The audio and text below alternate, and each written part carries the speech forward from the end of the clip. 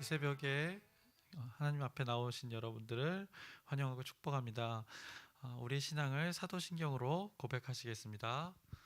전능하사 천지를 만드신 하나님 아버지를 내가 믿사오며 그 외아들 우리 주 예수 그리스도를 믿사오니 이는 성령으로 잉태하사 동정녀 마리아에게 나시고 본디오 빌라도에게 고난을 받사 십자가에 못 박혀 죽으시고 산지 사흘 만에 죽은 자 가운데서 다시 살아나시며 하늘에 오르사 전능하신 하나님 편에 앉아 계시다가 저희로서 산자와 죽은 자를 심판하러 오시라.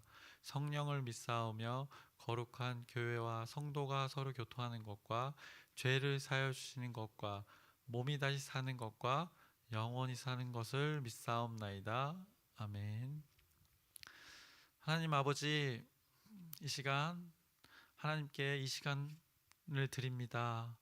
이 시간을 기억하여 주시옵시고 평생에 하나님을 찬양하며 예배하며 살아갈 수 있도록 주님께서 인도하여 주시옵소서. 예수 그리스도의 이름으로 기도드렸사옵나이다. 아멘. 함께 찬송가 305장, 통합찬송가는 405장을 찬양하시겠습니다. 찬송가 305장입니다.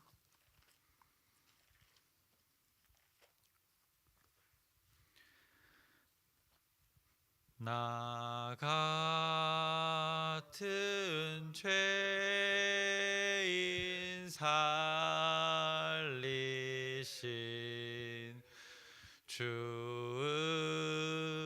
은혜 놀라워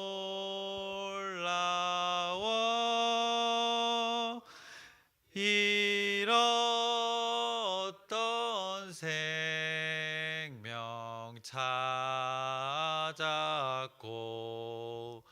광명을 얻었네. 큰 죄악에서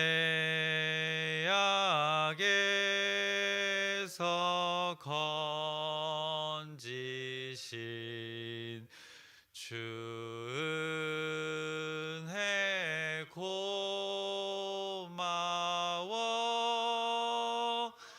나 처음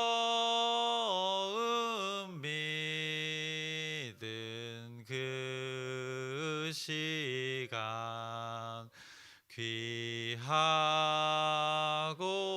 귀하다.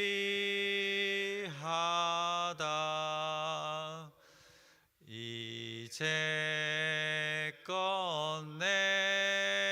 내가 산 것도 주님의 은혜라. 또 나를 장차 본향에 인도해 주시리. 거기서 우리 영원히 주님의 은혜로 해처럼 밝게 살면서 주 찬양하리라.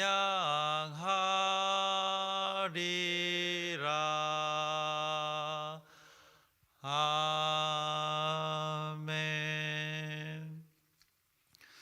오늘 함께 나누실 말씀은 레위기 4장 27절에서 35절까지의 말씀입니다. 레위기 4장 27절에서 35절까지 말씀입니다.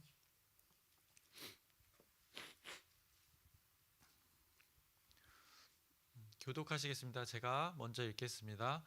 만일 평민의 한 사람이 여호와의 계명 중 하나라도 부지 중에 범하여 허물이 있었는데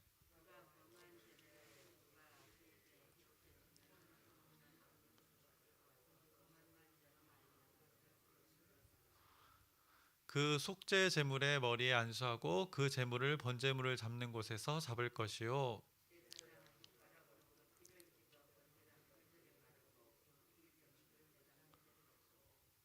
그 모든 기름을 화목제물의 기름을 떼어낸 것 같이 떼어내 제단 위에서 불살라 여호와께 향기롭게 할지니 제사장이 그를 위하여 속죄한즉 그가 사함을 받으리라.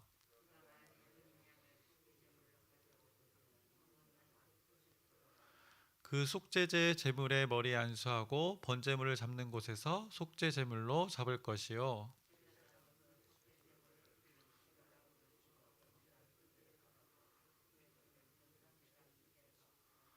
함께 읽겠습니다. 그 모든 기름을 화목제 어린 양의 기름을 떼낸 것 같이 떼내어 제단 위 여호와의 화제를 위해서 불사를 지니 이같이 제사장이 그가 범한 죄에 대하여 그를 위하여 속죄한즉 그가 사함을 받으리라. 아멘. 오늘 함께 나누실 본문은 속죄제를 드리는 네 번째 경우입니다. 평민의 한 사람이 부지 중에 여호와의 계명을 범하였을 경우 드리는 속죄대에서 말씀해주고 있습니다. 평민은 하나님 앞에 나아갈 때 암염소 또는 어린 암양으로 속죄제를 드릴 수 있었습니다. 속죄제는 레위기에 소개되는 5 제사 중에서 가장 다양한 제물을 드릴 수 있었던 제사입니다. 그래서 다양하게 이제 표현되고 있는데 22절에서 26절 앞서 우리가 나누었던 말씀에서 족장의 속죄제와 제물만 다를 뿐 그 의식은 동일했습니다. 평민의 속죄제는 동일한 방식으로 진행되었습니다. 그래서 오늘 본문을 살펴볼 텐데요. 28절에서 29절까지 읽겠습니다. 그가 범한 죄를 누가 그에게 깨우쳐주면 그는 흠없는 암 염소를 끌고 와서 그 범한 죄로 말미암아 그것을 예물로 삼아 그 속죄 제물의 머리에 안수하고 그 제물을 번제물을 잡는 곳에서 잡을 것이요. 부지 중에 죄를 지었다고 허물이 없는 것이 아닙니다. 그는 죄인이고 하나님의 은혜에서 이미 멀어져 있는 것입니다. 단지 죄를 지은 자가 허물을 깨닫지 못하고 있을 따름입니다. 그러다가 자신의 허물을 깨닫게 되거나 또는 다른 사람이 그의 허물을 깨닫게 하면 그는 죄를 속하기 위해서 속죄제를 드려야 했습니다. 그래서 평민의 경우에는 족장의 제물인 숫 염소보다 가격이 조금 저렴한 암 염소를 제물로 드렸습니다. 당시에 암컷 염소는 아주 흔했습니다. 개체수가 많았고 새끼를 낳거나 젖을 짤 수 있었기 때문에 보통 숫 염소보다 수컷보다 숫 양보다 가격이 저렴했습니다. 그래서 그 제물을 가져다가 안수하고 번제물을 잡았습니다. 그러니까 형편에 맞게 하나님께서는 이 제물들을 규정해 놓으신 것을 오늘 평민이 드리는 속죄제를 통해서도 확인할 수 있습니다. 30절 제사장은 손가락으로 그 피를 찍어 번제단 뿔들에 바르고 그 피 전부를 제단 밑에 쏟고 평민의 속죄제는 족장의 속죄제와 마찬가지로 대제사장이 아니라 일반 제사장들 중 한 사람이 의식을 거행했습니다. 족장의 속죄제와 제물만 다르고 동일한 방식으로 진행되었습니다. 번제단 뿔들에 피를 바릅니다. 번제단은 어디에 위치해 있었죠? 그 회막의 뜰에 존재했습니다. 성소 안에 있는 그 향단 뿔이 아니고 번제단 회막 바깥의 뜰에 있는 뿔들의 피를 바르는 행위였습니다. 그것이 대제사장이 드리던 제사와 조금 구별되는 점입니다. 그래서 이 회막들에서 그 행위들이 벌어졌습니다. 31절 그 모든 기름을 화목제물의 기름을 떼어낸 것 같이 떼어내 제단 위에서 불살라 여호와께 향기롭게 할지니 제사장이 그를 위하여 속죄한즉 그가 사함을 받으리라. 모든 속죄제는 화목제와 동일하게 내장에 기름 부위를 떼어 번제단 위에서 불살랐습니다. 또 이어서 그가 만일 어린 양을 속죄 제물로 가져오려거든 흠없는 암컷을 끌어다가 그 속죄제 제물의 머리에 안수하고 번제물을 잡는 곳에서 속죄 제물로 잡을 것이요. 이렇게 표현되어졌는데, 이어서 35절까지를 쭉 내용을 살펴보시면 평민이 부지 중에 알지 못하는 가운데 여호와의 계명 중 하나를 범했을 경우에 흠 없는 암염소 대신 어린 암양을 드리는 의식에 대해서 소개해주고 있는 것입니다. 속죄제는 모든 제사 중에서 가장 다양한 제물로 드릴 수 있다고 아까도 얘기했었는데, 그 속죄제의 제물에는 한번 여기까지의 제사를 살펴보면 대제사장과 온 회중이 드렸던 숫송아지, 그리고 족장이 드렸던 숫염소, 또 오늘 말씀에 평민이 드리는 암염소와 어린 암양, 또 가난한 자, 조금 형편이 어려운 자들이 들었던 비둘기, 집비둘기, 산비둘기가 있었고, 소제라는 것은 제사 방식이 좀 독특한 것이 있었지만 아주 극빈한 사람들이 하나님께 나아갈 수 있는 방법으로 곡식을 가지고 나올 수 있도록 하나님께서는 이렇게 규정해 주셨습니다. 사회적 신분이 높을수록 값비싼 어떻게 보면 제물이 요구됐습니다. 이렇게 제사의 방법을 통해서 하나님 앞에 나아감을 레위기를 통해서 계속 반복해서 규정해주고 계시는 것입니다. 어떻게 보면 우리가 레위기 말씀을 계속 이렇게 제사별로 나누고 있는데 그 반복되는 내용 때문에 좀 지루할 수 있지만 그것을 통해서 하나하나를 통해서 하나님이 주신 의미를 잘 기억하시길 바랍니다. 그래서 오늘 본문을 이렇게 쭉 살펴봤는데요, 평민 또 개인의 그 속죄제에 대해서 우리가 살펴보았습니다. 우리가 어제는 공동체의 속죄제를 통해서 나눴던 것이 깨닫고 사함을 받는 것에 대해서 나눴었습니다. 오늘도 대상만 달라졌지 하나님께서는 동일한 이야기를 통해서 우리에게 규정하고 계십니다. 공동체의 죄가 아닌 오늘은 개인의 죄에 대해서 어떻게 하나님 앞에 나아갈 수 있는지를 잘 말해주고 있습니다. 그래서 개인의 속죄를 통해서 우리가 알 수 있는 것은, 첫째, 죄를 깨닫는 순간 제사를 드려야 합니다. 정상적인 사람은 모두 죄를 짓는 순간 머뭇거립니다. 죄책감을 느끼고 두려움과 수치심을 갖기 때문입니다. 이런 수치심에도 우리가 죄를 짓는 이유는 죄에 대한 수치심보다 잠깐 동안의 그 쾌락과 욕망에 압도되기 때문입니다. 그로 인해서 한동안 그 쾌락과 욕망을 우리가 누리는 것입니다. 아주 짜릿합니다. 저도 죄의 맛을 알기 때문에 그것이 주는 그 경험을 모두가 다 잘 아실 겁니다. 하지만 우리는 자신의 행위를 후회하게 되고 두려움을 곧 느끼게 됩니다. 이렇게 두려운 마음이 들 때 자신에게 우리는 실망하고 또 답답해지고 자신을 자책하게 됩니다. 바로 이때가 하나님께서 말씀하신 용서를 빌 때입니다. 이때가 죄를 깨닫는 순간입니다. 제사를 그때 드려야 한다는 것을 오늘 개인의 속죄제를 통해서 말씀해 주고 있습니다. 만약 하나님이 여러분에게 누군가를 통해서 죄를 깨닫게 하시고 그 때문에 마음에 찔림이 있다면 분명히 어떤 이제 사람이 충고를 하면 겉면이나 충고가 있겠습니다. 그것은 사실 쉬운 것이 아닙니다. 사람이 사람에게 겉면에서 너에게 죄가 있다 이렇게 하는 것은 쉽지 않습니다. 그 겉면을 그래서 잘 귀 기울여 드려야 합니다. 그리고 또 함부로 할 수 있는 것이 아닙니다. 결국 그것의 기준은 말씀에 있어야 합니다. 결국 말씀 앞에 우리를 서로 비춰볼 때 이 죄가 드러나게 되는 것입니다. 그래서 권면하는 그에게 또 충고하는 그에게 돌을 들어 던지는 것이 아니라 우리가 겸손하게 무릎을 꿇어서 나 자신이 어떻게 그것을 돌이킬 수 있는지 하나님께 물어보시길 바랍니다. 어느 때고 죄에 대해서 하나님이 주신 답이 있습니다. 그것은 바로 회개입니다. 돌이키는 것입니다. 죄에서 돌이키는 것이 우리의 곧 회복이고 기쁨이기 때문입니다. 회개할 기회를 여러분들이 절대 놓치지 마시길 바랍니다. 개인의 속죄제를 통해서 우리가 알 수 있는 것 둘째는 속죄에 제물을 드려야 합니다. 회개에 합당한 행위와 열매가 있습니다. 합당한 행위란 죄의 책임을 지는 것입니다. 또 합당한 열매란 깨달음을 주신 대로 우리가 살아가는 것입니다. 개인과 개인이 원만한 관계로 지내지 못하는 경우가 우리가 종종 있습니다.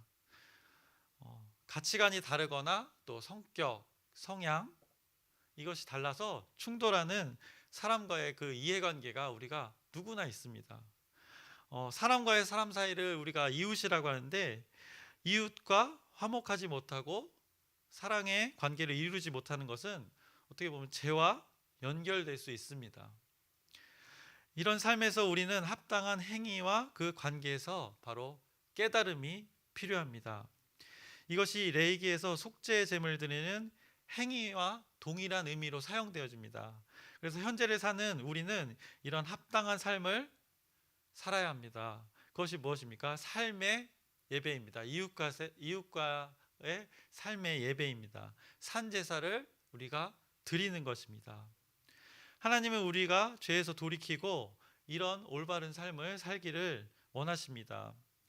이웃과의 관계에서 회복을 원하십니다.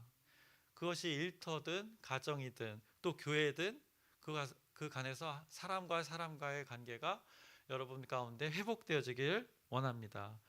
오늘 그 삶 가운데 예배를 통해서 삶의 예배를 통해서 하나님과 또 이웃과 샬롬의 관계, 화목의 관계, 평화의 관계를 여러분들이 이 개인의 속죄를 통해서 경험하시기를 기대하고 소망합니다. 마지막으로 개인의 속죄제를 통해서 우리가 알 수 있는 것은 용서의 은혜를 누려야 합니다.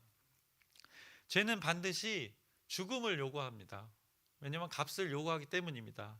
만약 하나님께서 우리에게 죄의 책임을 끝까지 물으신다면 우리는 모두 죽을 수밖에 없습니다. 만약에 용서받지 않고도 살 수 있다면서 객기, 혹이라도 부리면 그 객기와 혹이는 교만과 패망을 선택하는 것입니다. 결국 우리가 누릴 수 있는 가장 큰 해는 하나님께 용서를 받는 것입니다. 35절에 잘 표현해주고 있습니다. 마지막에 그를 위하여 속죄한즉 그가 사함을 받으리라. 어제 나왔던 말씀과도 또 일맥상통합니다. 깨닫고 사함을 받으라고 이 규정을 통해서 하나님께서 말씀해 주시고 계시고 현재를 사는 우리에게도 이 레위기 말씀을 통해서 깨닫게 해주십니다. 속죄의 제사를 통해서 우리에게 살 길이 있음을 우리에게 가르쳐 주시는 사랑의 하나님이십니다. 하나님은 공의와 사랑의 하나님이셔서 심판도 있지만 용서도 있습니다. 그래서 알지 못하는 가운데 우리가 부지 중에 지은 죄에 대해 누군가가 어렵게 생각해서 권면한다면 또 성령님께서 깨닫게 해주신다면 어떻게 해서든지 용서받을 수 있는 길을 찾아서 그 은혜를 누리기를 소망합니다. 죄를 지었을 때 우리는 그곳에 사로잡혀서 안절부절 못할 때가 종종 있습니다. 그때 여러분들이 다시 시작해야 합니다. 용서의 출발점에 서는 것입니다. 속죄 제사를 통한 용서의 은혜를 베풀어 주실 하나님 앞에 나아가시기를 소망합니다. 그 하나님을 믿으며 담대히 그 앞으로 나가시길 바랍니다. 우리를 죄에서 용서하시는 사랑의 은혜의 하나님을 오늘도 곳곳에서 만나시기를 축원합니다. 말씀을 마치겠습니다. 하나님 아버지, 오늘 말씀 가운데 우리 개인의 속죄제를 통해서 우리 자신을 돌아보기를 원합니다. 말씀을 통해서 우리를 돌이키게 하여 주시옵소서. 그 말씀으로 우리를 비춰 주시옵소서. 죄를 멀리하고 진리를 쫓을 수 있도록 우리를 깨우쳐 주시옵소서. 예수 그리스도의 이름으로 기도드렸사옵나이다. 아멘. 하늘에 계신 우리 아버지여, 이름이 거룩히 여김을 받으시오며 나라의 마옵시며 뜻이 하늘에서 이루어진 것 같이 땅에서도 이루어지이다. 오늘날 우리에게 일용할 양식을 주옵시고 우리가 우리에게 죄 지은 자를 사하여 준 것 같이 우리의 죄를 사하여 주옵시고 우리를 시험에 들게 하지 마옵시며 다만 악에서 구하옵소서. 나라와 권세와 영광이 아버지께 영원히 쌓옵나이다. 아멘. 이번 말씀을 마쳤는데요. 여러분들이 이렇게 뛰어다녔으면 좋겠습니다. 뭐냐면 하박국 3장 18절에서 19절의 말씀인데요. 제가 읽어드리겠습니다. 나는 여호와로 말미암아 즐거워하며 나의 구원의 하나님으로 말미암아 기뻐하리로다. 주 여호와는 나의 힘이시라. 나의 발을 사슴과 같게 하사 나를 나의 높은 곳으로 다니게 하시리로다. 이 사슴처럼 연세가 많으셔서 무릎이 아프시고 또 몸이 무겁고 뭐 힘이 없더라도 하나님께서는 그 마음 심령 가운데 구원의 기쁨, 죄에서 돌이켰을 때의 기쁨을 맛본다면 여러분들이 이 사슴 뛰시는 거 잘 아시죠? 팔짝팔짝 어디든 이렇게 높은 곳을 오늘 하루도 기쁘게 다니시는 여러분이 되기를 소망합니다.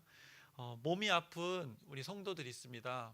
이 추운 겨울에 또 더 힘들 텐데 그들 위해서 기도 부탁드리고 각 기관들을 위해서 우리 공동체를 위해서 기도 부탁드립니다.